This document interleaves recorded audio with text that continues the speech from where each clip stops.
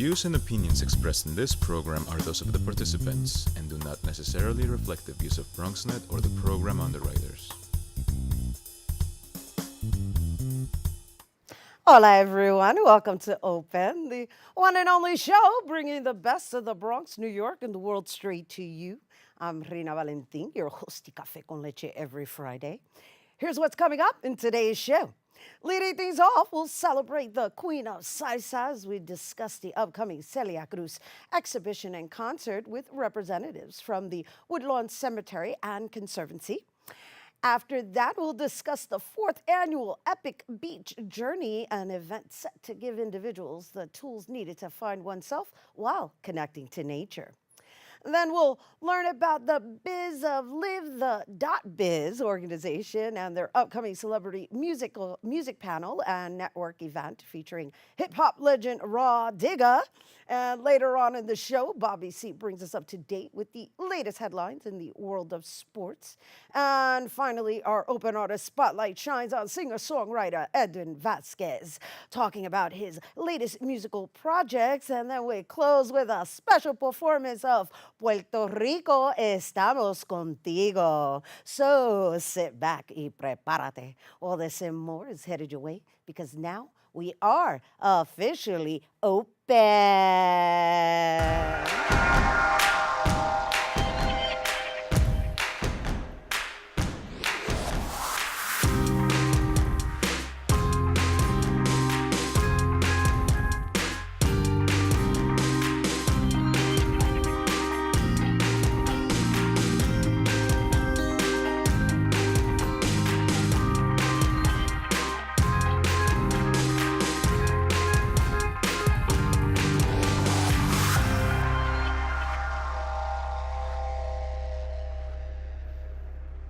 Hello and welcome to Open, everyone. I'm Rhina Valentin, your host Café con Leche for the next hour.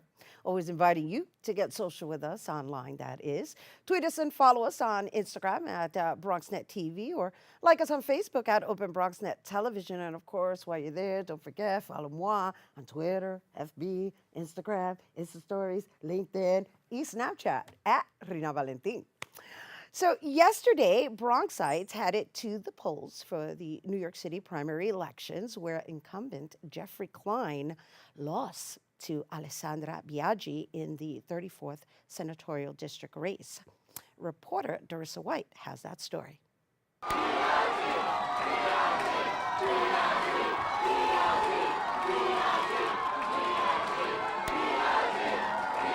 In a neck-to-neck race, Alessandra Biaggi took the Senate win over incumbent Jeff Klein. I am feeling so elated because this has been over 10 months of just so much work.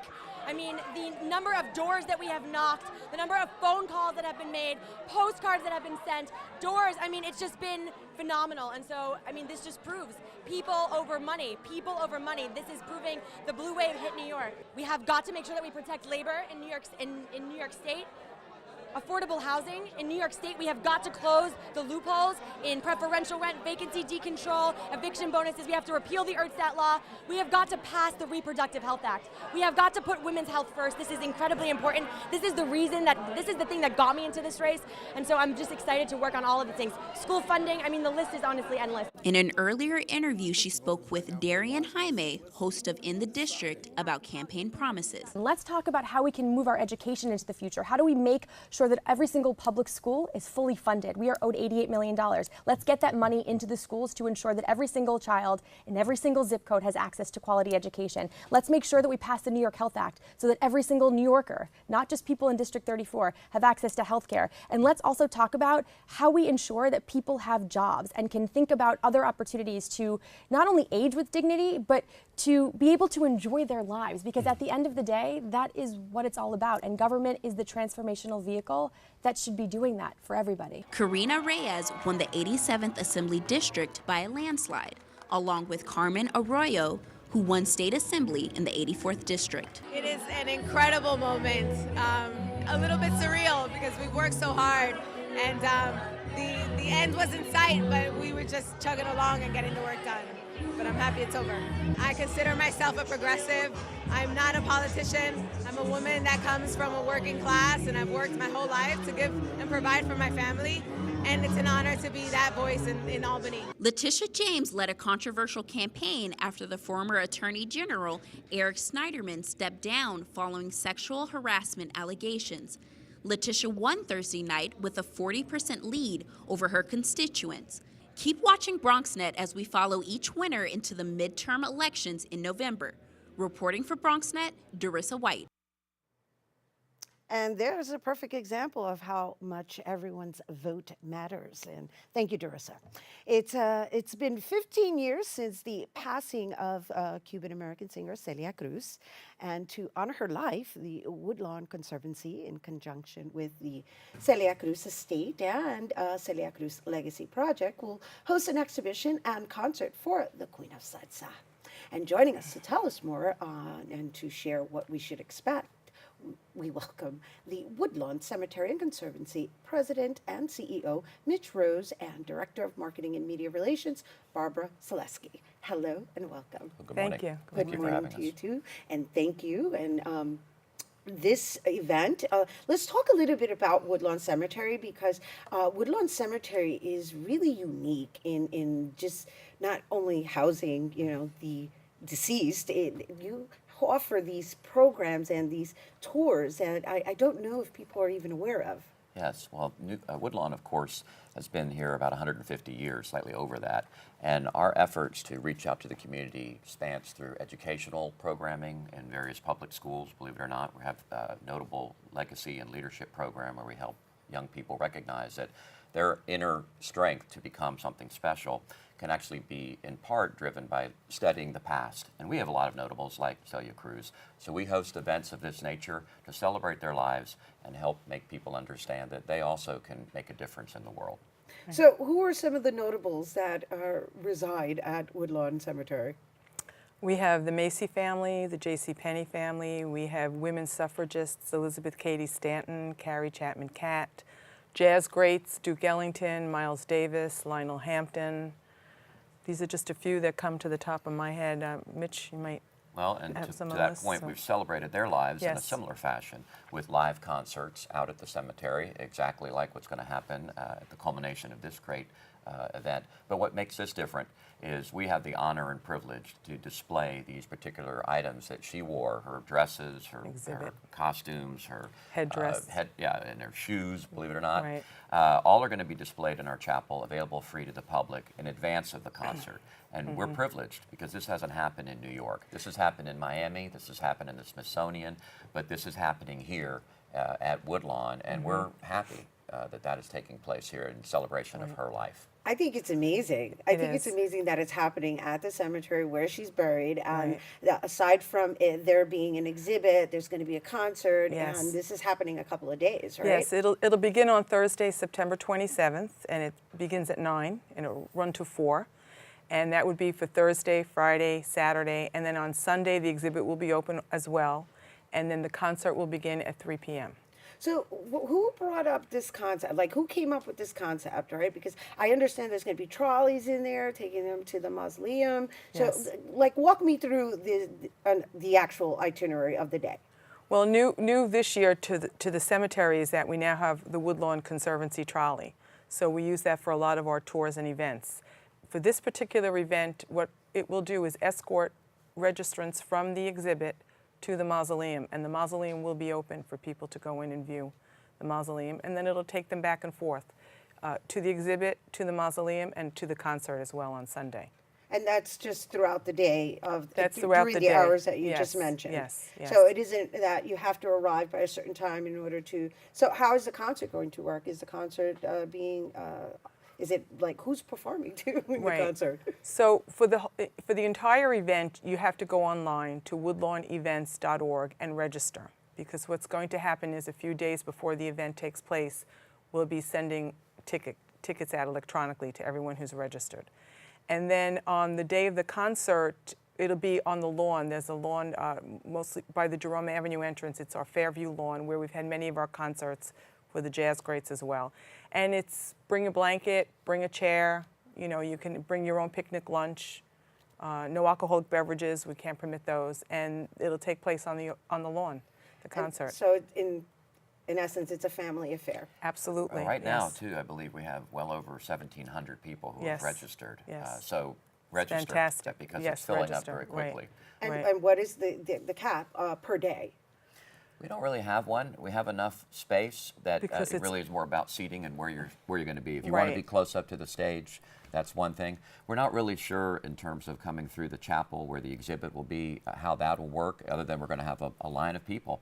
So again, it's kind of just working through a process of coming in and going out.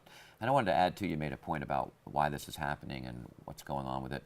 You know, Celia Cruz, when she passed, her husband, Pedro Knight, and she picked Woodlawn.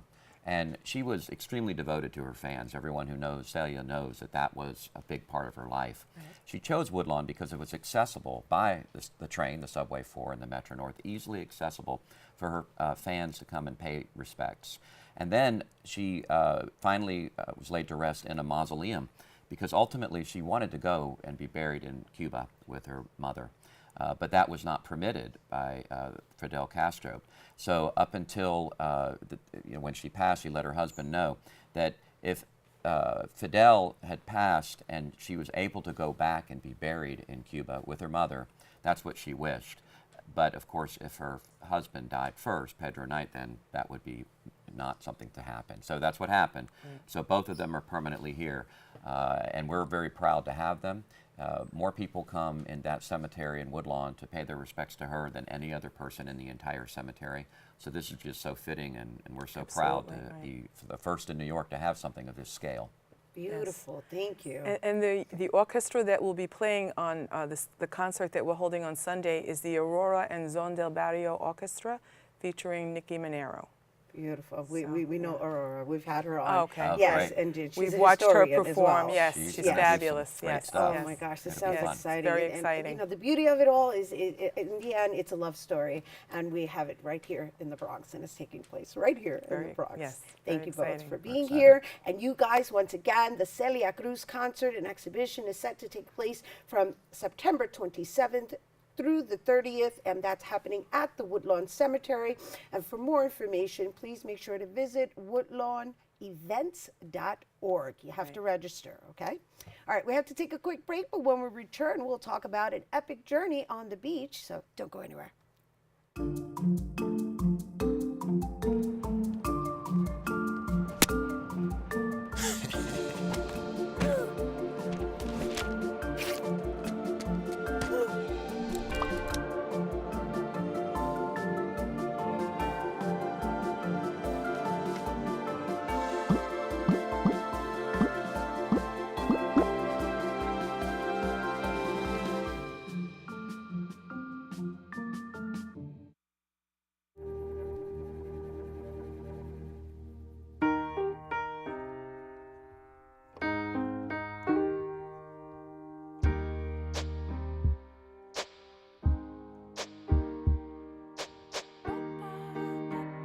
And I can't change, even if I tried, even if I wanted to. My love, my love, my love, she keeps me warm. She keeps me warm. She keeps me warm. She keeps me warm. She keeps me warm. She keeps me warm. We are neighbors and best friends. I love my sister. My heart doesn't see race. Love is love. Our family is no less than any other family. Love is kind. Love is patient. Hello and welcome back to Open, everyone. You know, always inviting you to get social with us. That's right. Tweet us at BronxNet TV, and while you're there, tweet me too at Rhina Valentin. So everyone has the ability to grow and evolve as a person with a little guidance, you know. And so our next guest is holding the 4th annual E.P.I.C Beach Journey with the theme entitled Evolution and Experiential Transformation. The event will allow individuals to tap into oneself, while connecting with the elements of nature.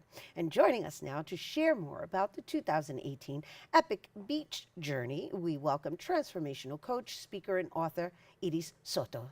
Hello. Good morning. Good morning. So grateful to be here. We are grateful to have you here. It's beautiful just that you're in your 4th year, so congratulations on that. I will also really want to just make note that the fact that you choose to do this in September is quite intriguing. So take us through in a synopsis version of what an E.P.I.C journey is and why you chose to do it in September. Okay, so let's start with what E.P.I.C is. Okay, let's start with that, because it's an acronym, right? Yes, it's an acronym for Exceptional Person in Charge. And its mission is to create an open mindset and inclusion culture so that each individual we can create a space where each individual can tap into themselves, into their power, and they're willing to create something that's much higher than them, something that's emerging in them. So it's exceptional person in charge. Exceptional person in charge. So it begins with self. Yes. I love it. And so the beach, the reason for September is because that's when the beach closes. We don't want all this crowd there. We want to have as much space as possible to create whatever it is that we need to create within that space. It's just it's a tricky time of the year, right? Because it's kind of sort of hurricane season. It is, especially now with this weather. And that's the time where the ocean probably needs attention. Yes, it is. So it's it's a little tricky. It definitely is. And so what the beach journey in essence is a workshop in where I use my transformational coaching pathways in a group scale to create an interactive experience. And I choose the themes according to what I am going through myself. Mm-hmm. And in this case, evolution, because there's an awakening happening in me. It's something that I am exploring. And so I want to bring others with me in this exploration to support them and support myself, for them to support me as well. And so that's what creates this sense of emergence. It's something that it's really powerful. No, I'm getting that what it is like right now you're kind of like, okay, there's so much going on here in the sense that you yourself, I've been watching you emerge, right? I've watched you jump off of a plane. Oh yeah. I've watched you swim in a pool naked. I mean, it wasn't a fully revealing photo, but you got the gist that it was kind of like explore and just do whatever makes you happy. And so as you're experiencing this emergence, you're bringing in other people based on being a transformational coach yourself.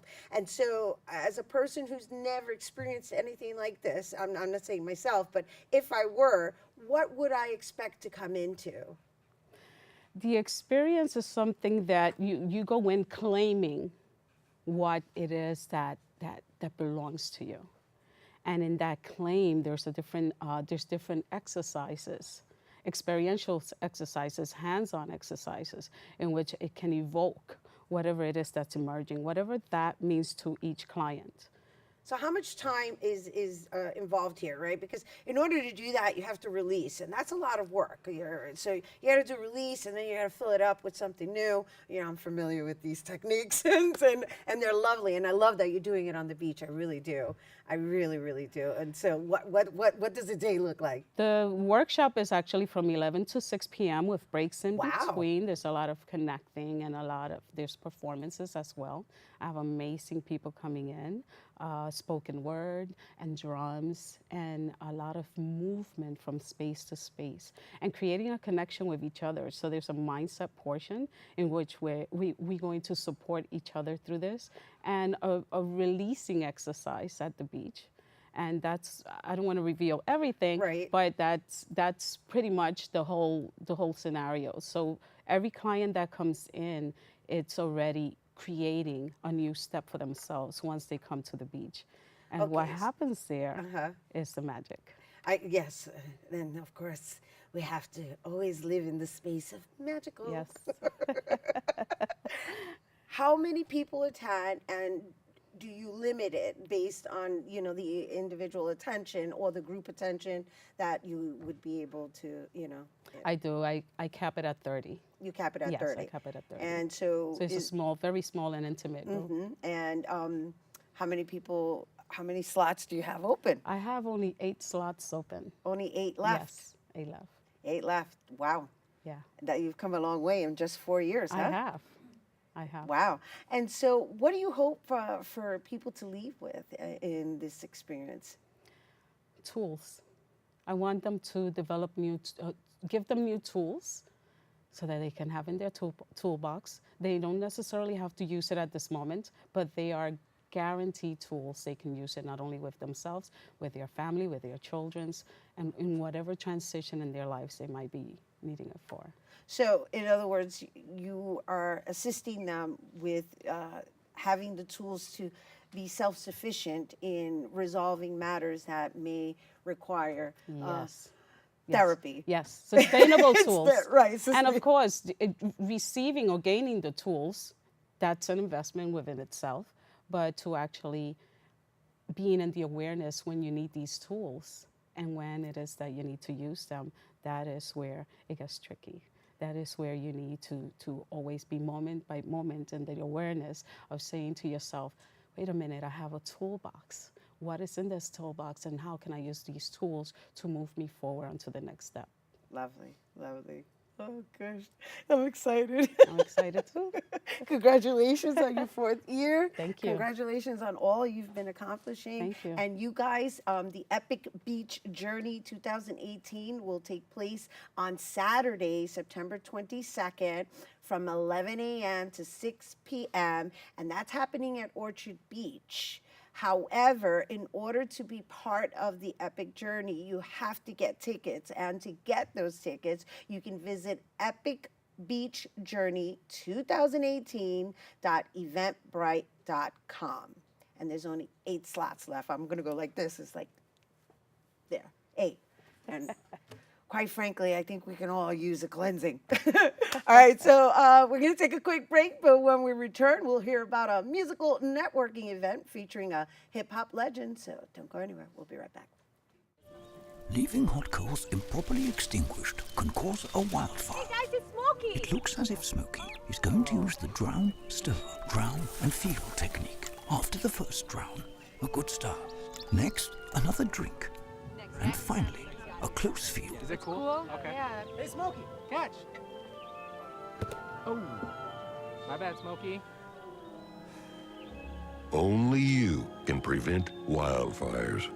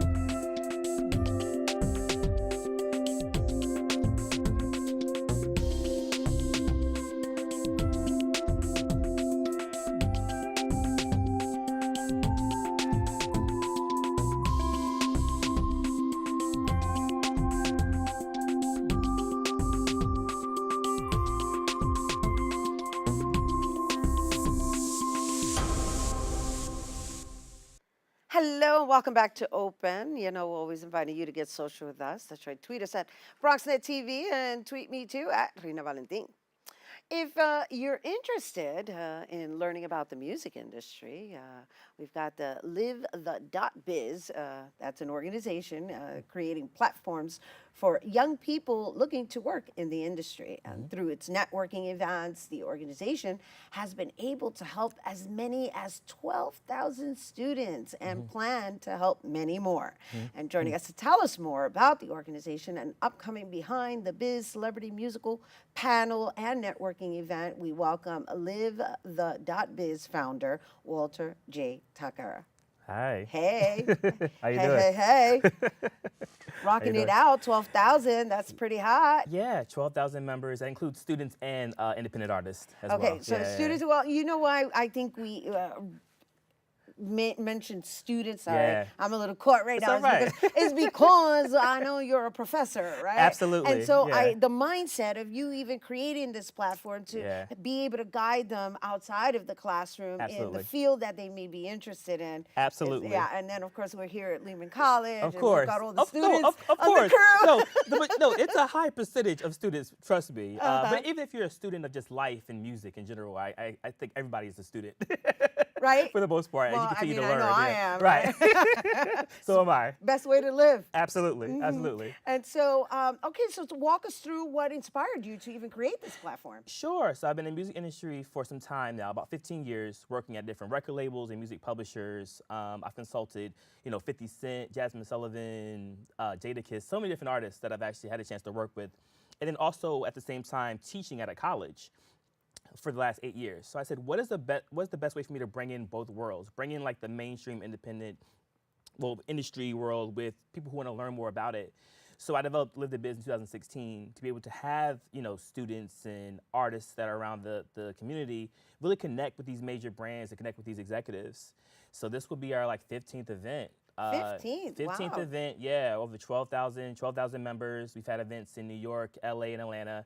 We have one coming up in Nashville. I've had probably every music company around the country involved, from Atlantic Records, VH1, MTV, Def Jam, Rock Nation, you name it. And so just really just helping with educating about what they do and also providing opportunities for those that attend these events. So Right, it's and been so great. when you do hold these events, is Yeah. it mainly for the artists or is it for the business in general, right? Because Yeah. a lot of people are always so hung up on being in the front and they don't realize that there's all Absolutely. these other departments that you can just be just as happy participating in. So great question. So each panel has a different topic. So some are about how to be an A&R. Some are about how to attract an A&R. Some are music feedback sessions. Some are about how to license your music to TV and film. So some events kind of cater to the musicians and the creatives, and others provide opportunities for those that want to be in the business, that want to be behind the scenes, the manager, the lawyer, etc. So we try to cater to both demographics and then merge both worlds by networking. And then, of course, you bring in these top industry artists, legends, Yeah. to, I would assume, to enlighten them further, right? Because Rah Absolutely. Digga, I'm like, oh, wow. She is so amazing. She's actually one of my favorite hip-hop artists, period.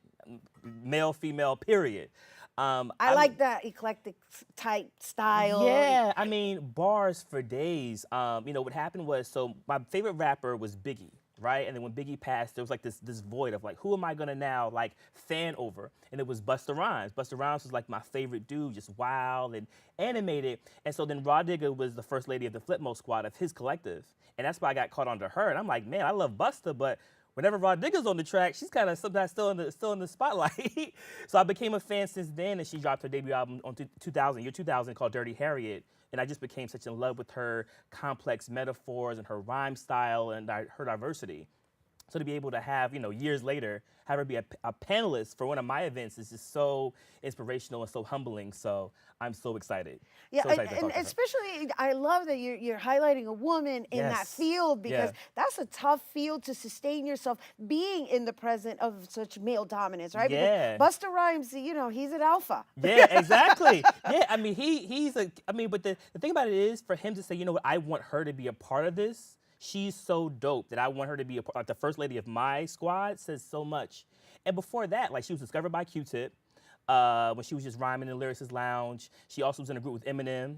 They were called the Outsiders, a New Jersey group. But actually, Eminem joined them. So she's had some people she's been sparring with for a long time. You know, she's no slouch. I like your term. She's been sparring with. Yeah. Right? Well, because you surround yourself with certain individuals, all it does is elevate your execution. Absolutely, it has to, for sure. And she elevates them. I feel like a lot of times it's right. It's actually the other way around. Yeah, right? yeah, respectfully, yeah. Well, respectfully, as a woman, I feel that's just the way it is. But moving on from that. I agree. No debate for me. You're a smart man. You're a really smart man. Hey, I try. Last time I was here, we actually were promoting a Women of Color event. Last time I was here, about all Black female executives in the business. So I'm all for the sisters. And for me, this is my first celebrity panelist. So to have not only a woman but a Black woman come and speak about her journey from both standpoints, I think is really incredible and amazing. So it's going to be exciting for sure. So how does this work? Is it primarily students, or you said it was going to be a mixture, right? But I mean, there has to be a limitation. You're talking about 12,000 people. You're not going to be able to accommodate 12,000 people. So usually our events are probably between 120 to 150 each event. So probably roughly around 150 will be able to attend, and those will be college students that want to kind of learn about the business, as well as a lot of artists too that want to hear. We've had executives, A&R, senior vice presidents speak on the business side of it. Now we're going to get an artist to see what it's like to sign a major record deal, going through record label politics, how does she rhyme, her songwriting techniques, her delivery. So this is really like creative but business. Like as an artist, what has she experienced, and what are some things that they can also look out for too when they're doing their deals and such. So she's been on a major label and she's been independent. So you can talk about both sides of the coin here. Nice. And so how long is this event? And how long is she going to be speaking? Sure. So she's going to be speaking about maybe like an hour and a half. It's from 6 to 9. So I'll interview her. I have some amazing questions for her about, her career, the state of female MCs, Nicki Minaj, Cardi B, Eminem, everything. And then we'll have a networking session where all the people that attend will get to meet and greet with her and take pictures and ask her some direct questions about her career and such. So what about Remy Ma? You didn't mention Remy Ma. Listen, the PX, come on. Of course. I mean, I want to hear her thoughts about it in general. Right. As far as what she feels about Remy Ma. You just brought up all the controversy. Well, listen, I'm like, that's the recent controversy. Cardi B's for the Bronx, you know what I'm saying? No, but she is. But Remy Ma, Rhapsody, Stefflon Don, Tink. I want to hear Dreezy. I want to hear about how she feels about everybody, even some of the female battle rappers as well. And I've seen her at battle rapper events before, so I know she's a fan of that too. So trust me, I have tons of questions to ask from 1990 to like now. That's what I was about to say. She's a vet, right? Absolutely, so it's like, it's so much. If there's anybody who's gonna know, she's gonna know. Yeah, so I'm super excited. She even wanted to come and be a part of this. I met her. She was super cool. I told her what we were about. She was like, I'm with it. Hit me up. And now we're here. That's what's up. Woo, Walter. Good, Thank you so much. Good stuff. All Thank right, you. you guys, of course. You guys, once again, the Behind the Biz, Behind the Biz, no dot at this moment. Behind the Biz Celebrity Music Panel and Networking event is taking place on Thursday, September 20th at 6 p.m. at WeWork Penn Station, which is located at 315 West 36th Street. And for more information, please visit, this is where the dot comes in, LiveThe.Biz/events. Absolutely. LiveThe.Biz/events. There we go. All right, you guys stay tuned because Bobby C's weekly sports roundup is coming up next. Chiru has no choice. She and millions like her walk miles a day for dirty water. But together, we can end their walk by providing clean water close by.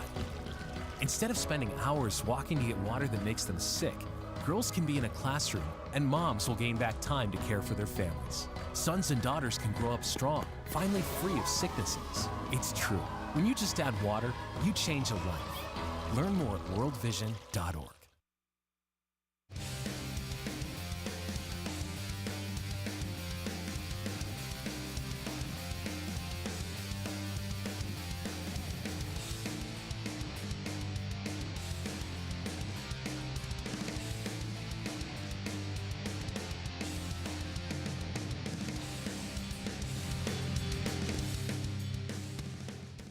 This is Bobby C. from MetLife Stadium. Odell Beckham Jr. looked mighty healthy in his return in Week 1. Saquon Barkley had a rookie debut to remember, but the New York Football Giants just couldn't get it together against Jacksonville in a 2015 defeat.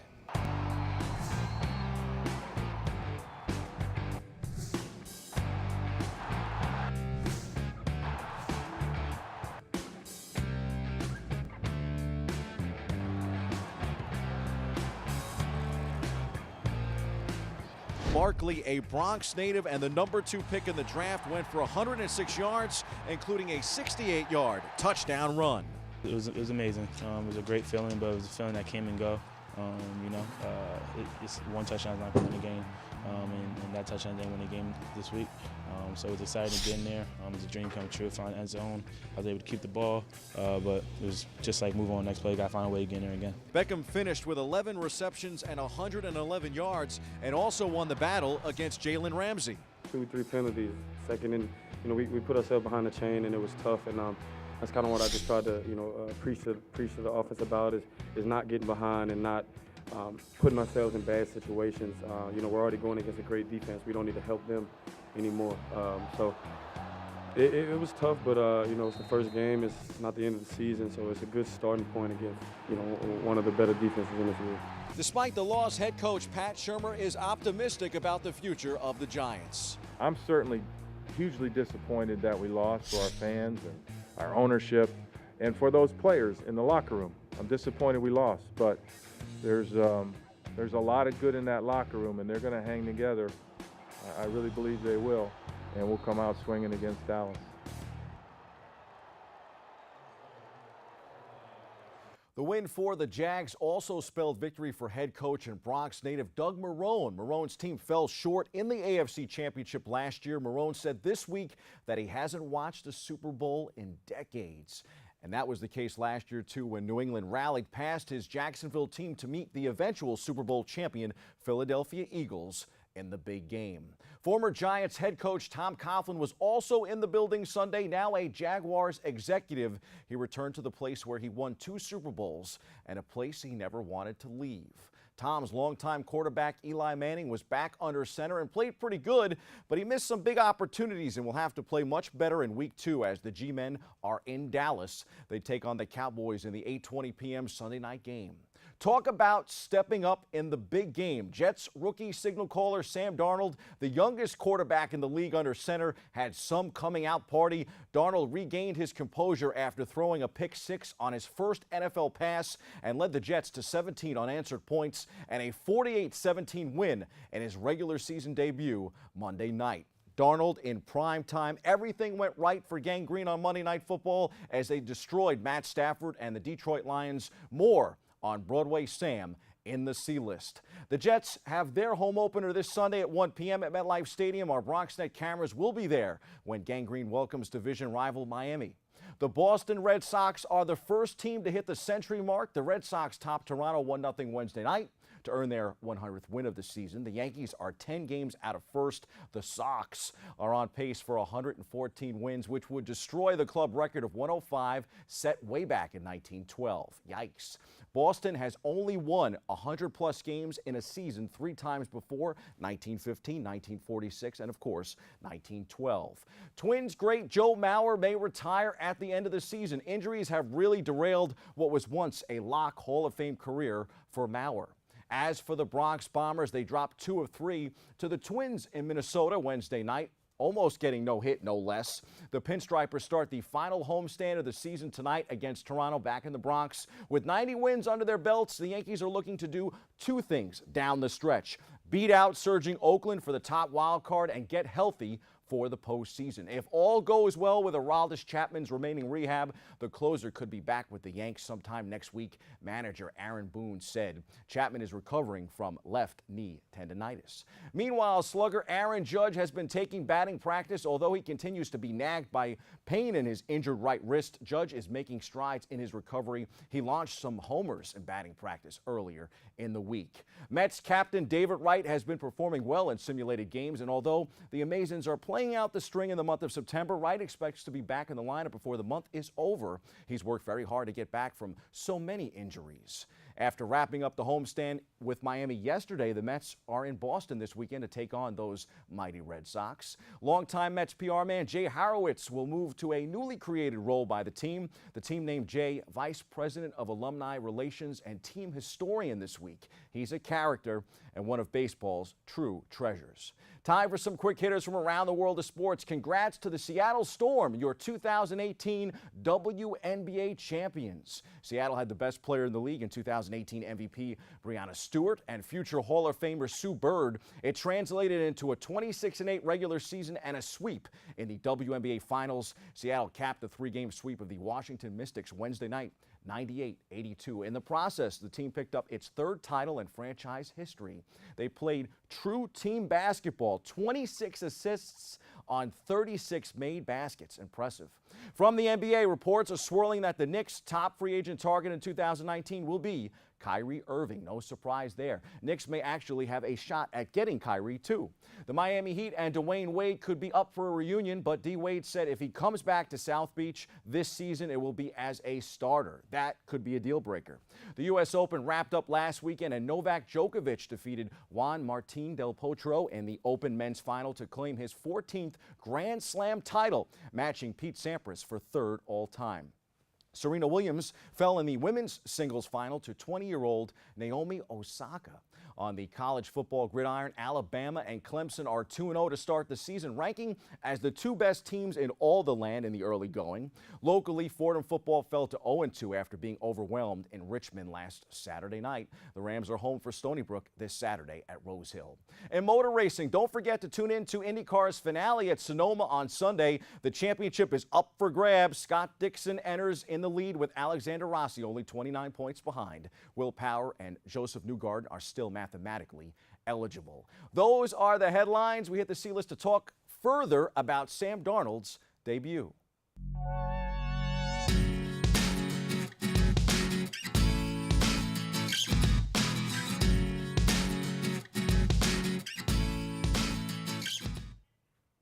The first game of Sam Darnold's NFL career was a resounding success, and of course, his performance has elicited a lot of excitement amongst Jets fans who have been waiting for a franchise quarterback since the days of Joe Namath. That's the last time the franchise won the Super Bowl, all the way back in 1969. I know Darnold and Saquon Barkley will be forever linked, and deservedly so, with where they were drafted and playing in the same building in New York and all. But I'll save that C-list commentary for another day, the same way I will save my long-term projection on Sam Darnold. I think Jets head coach Todd Bowles said it best this week. We won one game. I can tell you after about 100 more of them whether we have one or not. Right now, it's a little early. That's, of course, speaking about franchise quarterbacks. Darnold definitely looks like the real deal, and Jet fans should be excited. But ironically, the better he does, the more the expectation will grow and the more the pressure could be too much for a 21-year-old. Things can change here in New York in a New York minute, as they say. Hopefully, Jets fans can recognize they have a special talent and work with the ultra highs and likely the ultra lows that come with starting a rookie under center. That's your sports. I'm Bobby C. Maybe you can make retirement happen. After all, you made this vacation happen. Double points with every purchase? Cleverly merging promotions. Love it. Cross-referencing travel sites. And booking all your flights with those... Vouchers. I got us bumped. They were like, oh. But now they're like... Aloha. You aced this vacation. Now get the tips you need to get on track at aceyourretirement.org. Hello and welcome back to Open, everyone. You know, always inviting you to get social with us. That's right. Tweet us at BronxNetTV and tweet me too while you're there at Rhina Valentin. Our next guest is a musical talent who is known for his spirited and gypsy soul style, incorporating everything from rumba, flamenco, jazz, and even R&B throughout his musical career, that is. And he has performed with musical legends such as Paul Simon, Mark Anthony, Tony Vega, and Tito Puente Jr. And he's graced the stages of Lincoln Center, Webster Hall, along with numerous other venues throughout the U.S., Puerto Rico, and Canada. And here to share more about himself, along with his upcoming musical projects, we welcome singer and songwriter Edwin Vazquez. Thank you, Rhina, for having me on BronxNet. I want to congratulate you for being here at 10 o'clock in the morning. Oh yeah, I know. Because that's like a curse for yeah, musicians. No, I know. It's, I it is, acknowledge you. It is. Thank you for acknowledging that. I appreciate that. It's a big deal. It's something not everyone knows, you know? It's a big deal. It's like, it is. the curse of the musicians having to wake up early in the morning. Yeah, last night was, I think it was like 4 a.m., 4:30. Ouch. You know, You were performing till 4 in the morning? No, I get back really late from performance last night, and then it's a matter of settling and making sure that I have everything ready for today. Right. Well, we're happy to have you here. Oh, thank you for having me. I'm honored to have you here because I'm like, Edwin vino a cantarme. But let's talk a little bit about your journey because I'm getting used to my new seat here. So you look comfortable. Like, I got a new chair. You actually started out as a freestyle singer. Yes, oh yes. My God. You are like right there with me. Yeah. So I was listening to your song last night. Okay. And I said, OMG, Edwin Vaz. Yeah. Eddie Vaz. Eddie Vaz. Which my father was not very happy with at the time because we're Vazquez, obviously. Right. He was like, eso no se puede ser. You know, nosotros somos Vazquez, se queda con Vazquez, has to stay with Vazquez. All right. You know? Well, you're back to Vazquez. Yeah, I'm back to Vazquez. And the reason I brought that up is because of your musical style. You, even in that song, although that was so many years ago, there was an undertone of Que Bonita Bandera. Oh, yes. There was, right? Yes, absolutely. You got a good ear. I mean, you were singing the progression before and everything. You might reveal a new career. No, I know. Another my career. 50th career. No, the reason I'm saying this is because obviously, you know, your heart is with Puerto Rico right now doing these days. But just even back then, you had this undertone of uniqueness in having that cultura be a part of your musical development. Absolutely. Yeah. And let's just share with everyone where you've come from since then, or how far along you've come, I should say. Yeah, well, it's been in style too. Yeah, definitely. That's a good question. I mean, when you're in New York, you have all these influences here, you know, and I think artistically, as an artist, you can't help but absorb those influences. You know, you can't help but feel them. They become a part of you. The next step is to implement them in your technique, in your playing, execute them in your performance, and finding a way of putting it on the canvas, musically, melodically, lyrically, communicating that to your audience. And you know, your humbleness and the humility that you just carry, it's really, I mean, how is it working with artists like Paul Simon and Mark Anthony? I mean, it was great. I mean, I remember when I first met Mark, he was really so humble. We spoke like we had just met. We spoke for 20 minutes straight. And it was at the Armenian Hall where we were first to perform together. You know, and we were backstage, and this is way back though. His hair was that long. Right. You remember that, right? Yeah, I remember that phase. And, that was that freestyle phase. Yeah, I mean, no, actually no, not for him, but... He was, you know what, he had just returned from doing a performance at Madison Square Garden, and he was dizzy. He was like, I can't believe I just came from performing Celia, Cruz, all these wonderful people. You know, I remember, it was just mind-blowing for him, you know. And I was like, I want that.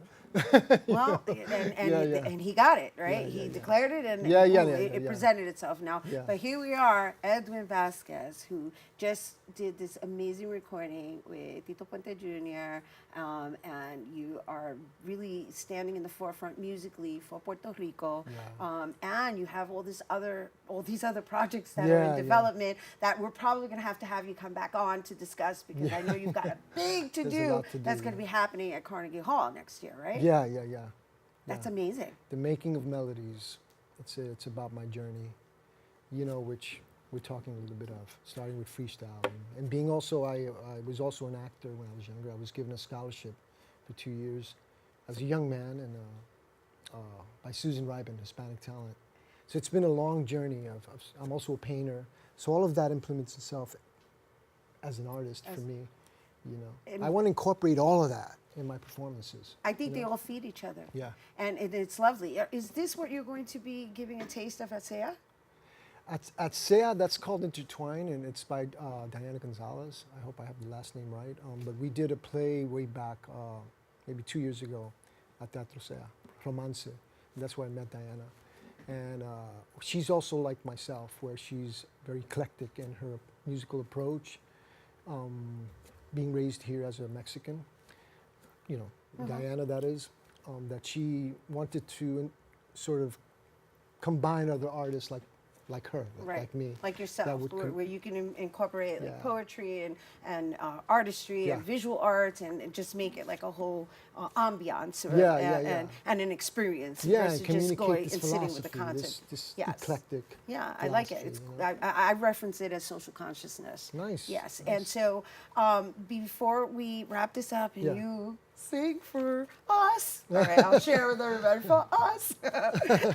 Do you want to set up the inspiration behind this song? And we have to do it quickly because we want you to perform. Of course, yeah. For Puerto Rico.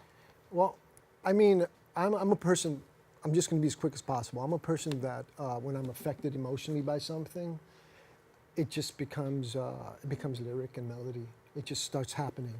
It's like crying. I feel like I'm crying a melody out. You know, and that's what happened with that song. Okay. You know, I was so affected that I... And a year later, we're probably still feeling the same way. Yeah, However, we're going to get a taste of it. And you guys, we're going to take a quick break. Thank you so much for sharing that. Thank you. And you guys, when we return, Edwin is going to perform Puerto Rico Estamos Contigo. So you don't want to miss that. Thank you.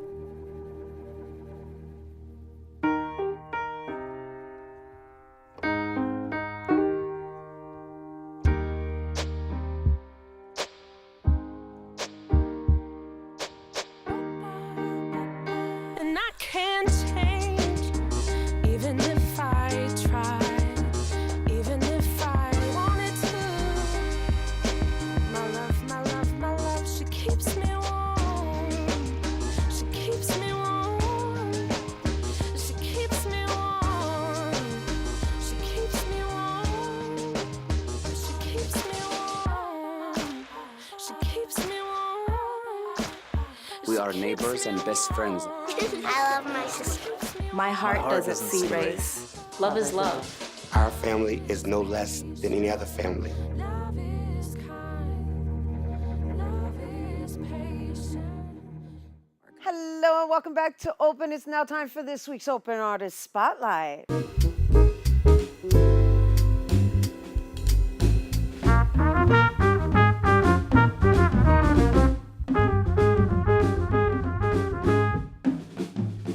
now to perform his song, Puerto Rico, Estamos Contigo. We welcome back Edwin Vazquez.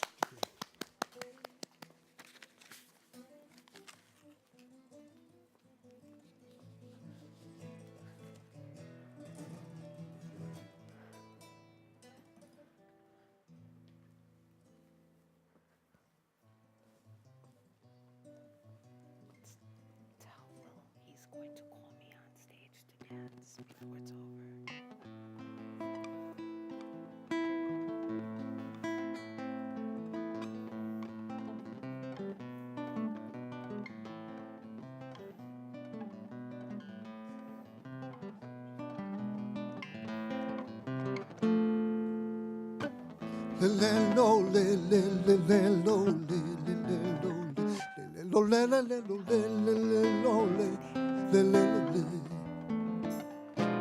Esa tormenta de tu nombre quiso robarte, pero no pudo de nuestro orgullo separarte. Hasta el coquí, la borinqueña, cantando nuestra tierra, nuestra isla del encanto. Las palmeras se levantarán celebrando con su bailar. Puerto Rico, estamos contigo hasta la muerte. Y el espíritu del tallo está viviente desde Nueva York al continente. Tu gente está presente. Puerto Rico. las arenas escriben tu nombre. No hay tormenta ni urgencia que te la borre. La vela seguirá brillando. Tu gente seguirá cantando.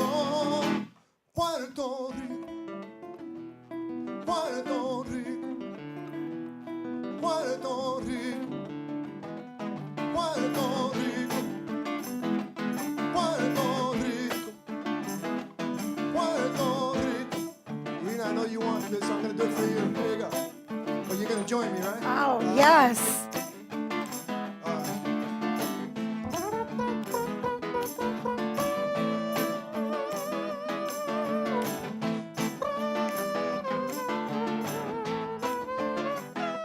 Puerto Rico, isla del encanto, como te quiero tanto.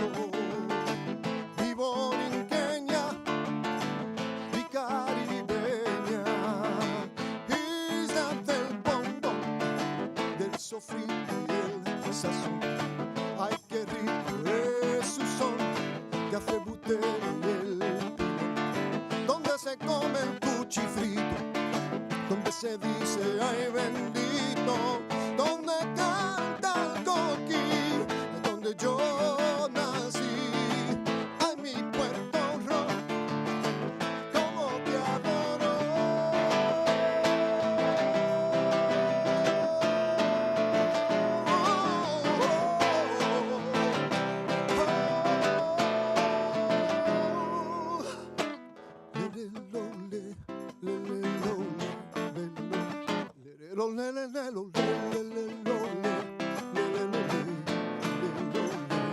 Las palmeras se levantarán celebrando con su bailar. Puerto Rico, estamos contigo hasta la muerte. El espíritu del Caribe está viviente desde Nueva York al continente. Tu gente está presente. Puerto Rico, las arenas escriben tu nombre. No hay tormenta ni urgencia que te la borre. La vela seguirá brillando. Tu gente seguirá cantando. Puerto Rico, Puerto Rico, Puerto Rico.